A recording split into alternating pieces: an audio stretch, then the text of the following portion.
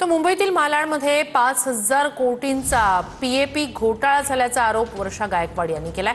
बिल्डरांना फायदा व्हावा यासाठी नियमात बदल करण्यात आल्याचा आरोप सुद्धा त्यांनी केलाय। बिल्डर्ससाठी जमीन आरक्षणात बदल करण्यात आले असा आरोप वर्षा गायकवाड यांनी केलाय। घोटाळा आहे 5,000 कोटीचा पीएपी घोटाळा। म्हणजे पीएपी घोटाळा कुठला? तर मालाडचा पीएपी घोटाळा। या घोटाळ्यामध्ये आपण जर बघितलं असेल तर मूलतः नो डेव्हलपमेंट झोन म्हणून ह्याला जे आहे ते चिन्हित करण्यात आलं। हा संजय गांधी राष्ट्रीय उद्यानाला लागून असलेला हा आहे। मालाडची जी जमीन आहे ती जसं मी सांगितलं की संजय गांधी राष्ट्रीय उद्यानच्या लगतची डोंगराळ भागात आहे आणि या क्षेत्राचं तुम्ही बघाल याचं तर क्षेत्र आहे 8.71 लाख चौरस फुटाचं। हा भूखंड या ठिकाणी हा महाघोटाळा रचला गेलेला आहे आणि हा बिल्डर कोणाला फायदा या ठिकाणी दिले गेलेला आहे कोट्यावधी रुपयाचा।